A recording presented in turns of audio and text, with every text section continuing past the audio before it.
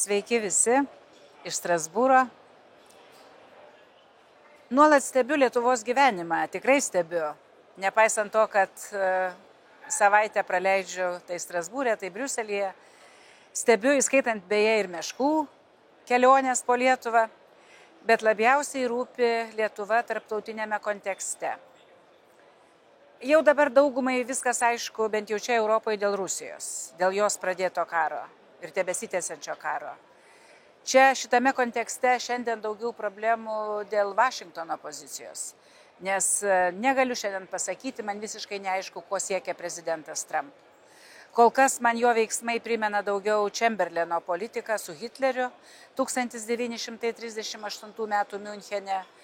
Tačiau šiandien noriu pabandyti išdėstyti savo požiūrį apie kai ką kitą, nors ir susijusi dalyką.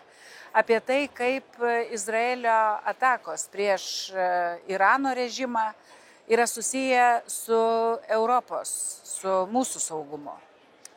Nesu labai didelė artimųjų rytų regiono ekspertė, tačiau Europos parlamente praėjusioje kadencijoje daug tenka bendrauti su Irano opozicijos, veikiančios, aišku, už Irano ribų atstovais, teko būti Izraelyje, su Izraelio taip pat atstovais ir su oponuojančiais Izraelį žmonėmis.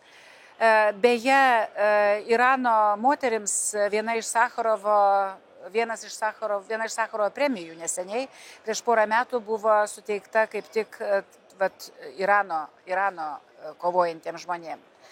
Taigi pamaniau, kad gal bus įdomu ir jums atnaujinti savo žinias, todėl į savo pasisakymą apie Iraną, apie dabartinę padėtį šitų kovos veiksmų kontekste noriu įdėti ir trumpą istorinį kontekstą. Kaip žinot, dabartinis Iranas kažkada buvo Persija. Mums žinoma iš mūsų istorijos vadovėlių, mokykloje dar.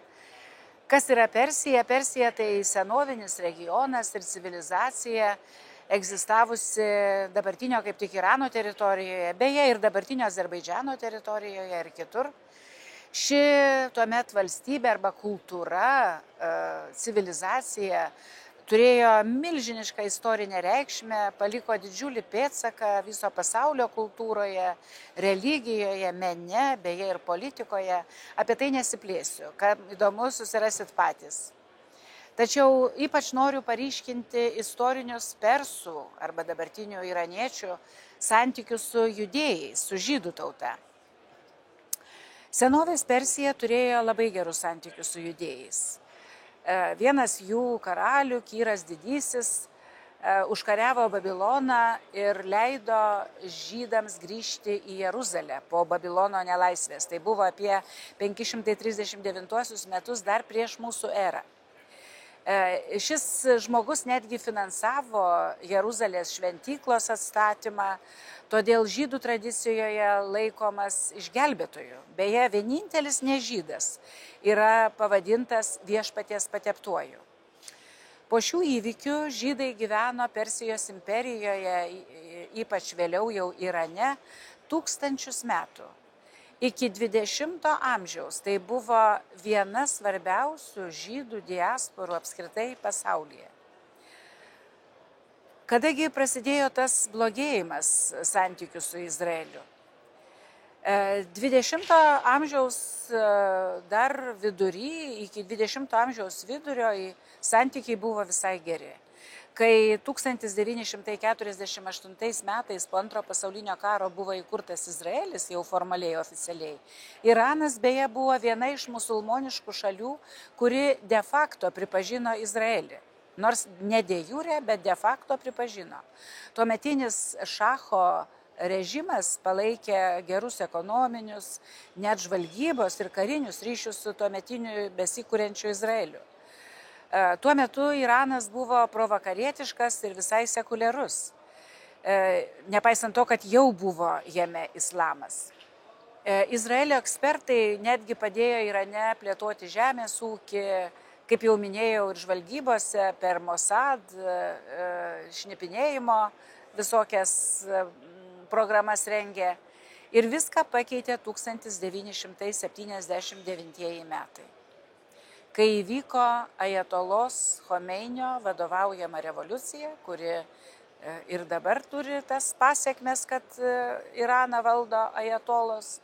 Ir ši revoliucija pakeitė santykius su Izraeliu kardinaliai. Ta naujoji Irano Islamo Respublika laiko Izraelį neteisėtą, sionistinę valstybę, nepripažįsta jo egzistavimo teisės apskritai. Irano politika tapo atvirai priešiška, Izraelį vadina mažuoju šėtonu, o Jungtinės Amerikos valstijas didžiuoju šėtonu. Buvo nutraukti diplomatiniai ryšiai, Irano ambasada Tel Avive perduota Palestinos išlaisvinimo organizacijai. Čia verta paminėti, kad dabartinis ajatolų valdomas Iranas turi komplikuotus santykius ir su kitomis artimųjų rytų, net islamo valstybėmis. Pagrindinis faktorius tai religinis skilimas tarp šiitų ir sunitų. Iranas yra šiitų valstybė, tokios islamo religijos atmainos. Jų yra ten dauguma Irane, bet pasaulyje yra tik apie 10–15% musulmonų yra šiitai. Dauguma artimųjų rytų šalių, pavyzdžiui, Saudo Arabija, yra sunitų valstybės, beje, Jordanija taip pat. Ir būtent todėl Iranas labai dažnai yra laikomas šiitų globėjų regione, tokia kaip ir centrinė vieta, o kitos šalis jam dažnai ir dėl to priešinasi. Yra tokios didelės priešiškos įtampos. Kaip jau minėjau,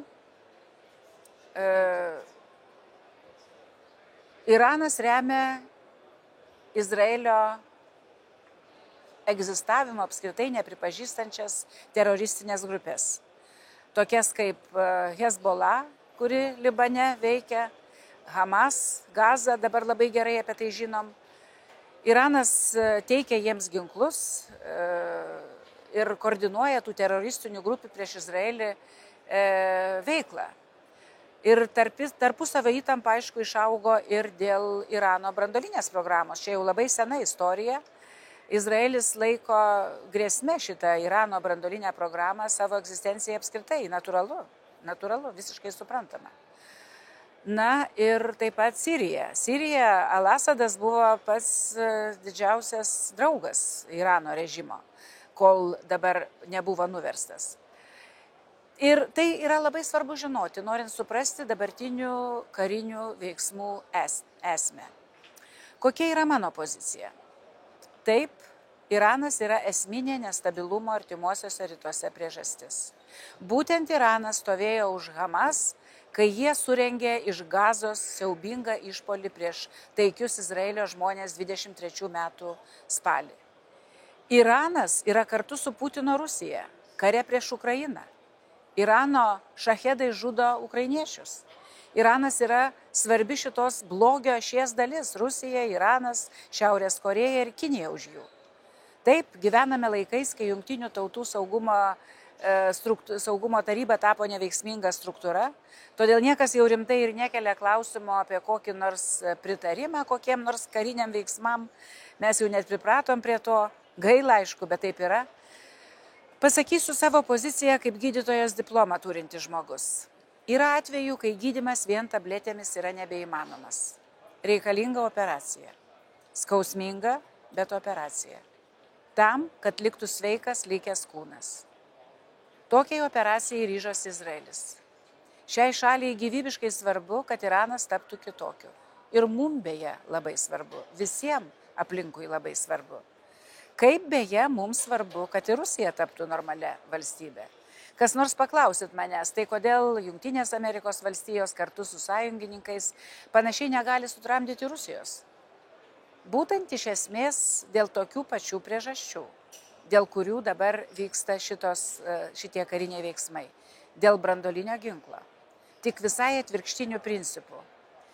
Jeigu dabar vyksta kariniai veiksmai tam, kad Iranas netaptų tuo, kuo tapo Rusija, tai yra teroristinė valstybė su branduoliniu ginklu rankose, tai Rusija jau turi tą branduolinį ginklą rankose ir todėl daugelis valstybių galvoja, kad su Rusija reikia elgtis kitaip. Strasbūrė kaip tik tai šią savaitę vyko Irano opozicijos surengta konferencija, kurioje teko man dalyvauti ir kalbėti. Buvo labai daug Europos parlamento narių. Vyravo visai kitokia nuotaika, negu kad būdavo anksčiau tokiuose konferencijose. Buvo nuotaika, kad į Iraną tikrai ateina permainos. Ne tik Izraelio atakos, bet ir nepasitenkinimas šalies viduje tų ajatolų režimų gali atnešti rimtas permainas ir galbūt netgi labai greitai. Ypač jaunimas Irane yra nusiteikęs prieš dabartinę ajatolų diktatūrą. Pastaruoju metu jaunimas labai domisi persiškomis savo šaktimis. Jie nori atsiverti pasauliui. Na, matysim, ar tai nutiks. Vilčių yra. Bet aš esu su tais, kurie linki iraniečiams sugrįžti iš to baisaus, neapykantos valdomo pasaulio į normalių valstybių šeimą. Putinui tai būtų dar viena netektis po Asado, dar vienas pralaimėjimas ir tai būtų labai gerai. Taigi tiek šiandien, manau, kad dar ne vieną kartą teks sugrįžti prie šitos temos. Ačiū.